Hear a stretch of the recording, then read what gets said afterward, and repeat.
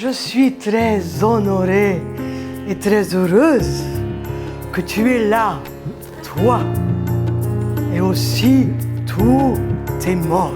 Grande et divine voyante, Anna Plavitskaya. J'ai eu envie de jouer avec ce personnage de la voyante, parce qu'évidemment, on vit dans une époque un peu troublée, où on se pose des questions, et on aurait envie de savoir quelque chose.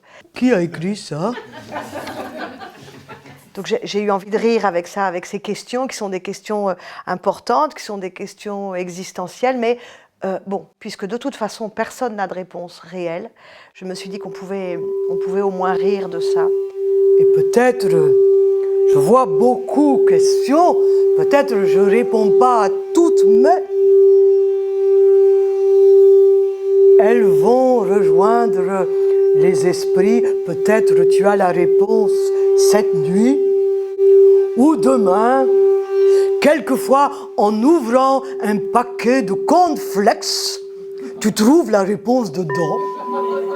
C'est un spectacle où je me jette littéralement dans le vide, puisque les gens, avant de rentrer, écrivent des questions qui sont au dernier moment déposées dans ce bol, et je découvre les questions au moment de démarrer le spectacle. Est-ce que les humains vont passer à l'action?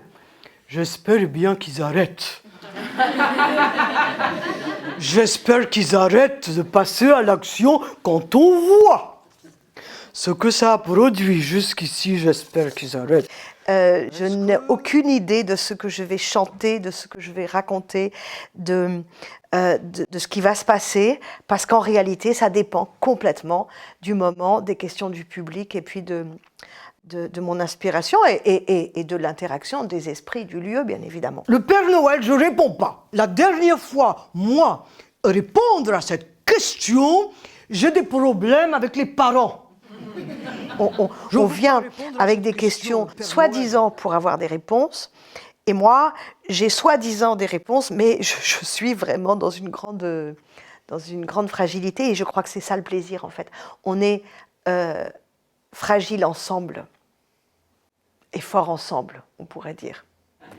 Je peux lire dans le sable des rives sacrées du grand fleuve Amazone. Je peux lire dans les larmes du désert de Gobi qui, quelquefois, malicieusement, sont remplacées par du rhum. Il n'y a pas de questions interdites, chacun peut poser les questions qu'il veut. Moi, je me réserve le privilège de répondre ou pas, je choisis. Aurais-je la chance de visiter l'univers? Parce que tu crois que tu ne le visites pas. Toutes les nuits, tu visites l'univers. Ma chérie, mon chéri, toutes les nuits, tu... Oh, c'est belle question. Alors, pourquoi on fait des pizzas rondes? Et évidemment, il y a un côté charlatan. Elle dit pas la vérité. Et elle ne prétend pas dire la vérité non plus. Elle fait ça pour gagner sa vie, plutôt honnêtement, mais pas toujours. Il était haletant. Il avait le cœur sur le point de se rompre. Le souffle sur le point de se perdre. Les pieds en sang. Ça ressemble à un genre de méditation, ce spectacle, parce qu'il ne faut pas se précipiter pour répondre aux questions, pour être très intelligent et répondre aux questions tout de suite. Il faut laisser la réponse venir, avoir confiance dans le fait que la réponse est là quelque part à l'intérieur de moi et dans mon bagage de 30 ans de contes. Laisser arriver la bonne histoire au bon moment. C'est le rêve de tous les conteurs. Si tu meurs, deux possibilités. Soit tu vas au paradis, soit tu vas en enfer. Si tu vas au paradis. Mais si tu vas en enfer, tu retrouves tous les amis.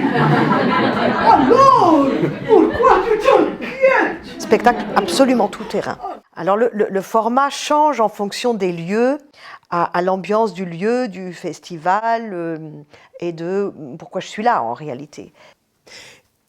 Laisse l'espace pour que l'amour danse comme un océan entre les deux rives de vos âmes.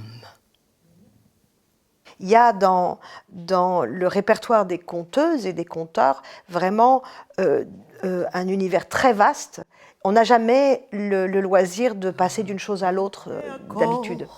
Da cabocla jurema, et accord, da cabocla jurema, et accord, da cabocla jurema, jurema.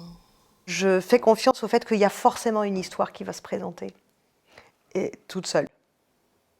Et j'assume le fait qu'elle ne se présente pas, et que peut-être je me vautre. On dit que le vieil homme, quand il est sorti du ventre de l'enfant, avait des yeux qui brillaient comme les étoiles et comme les reflets de la lune rousse sur la mer. Et je dirais que pour aujourd'hui, les esprits ont bien parlé.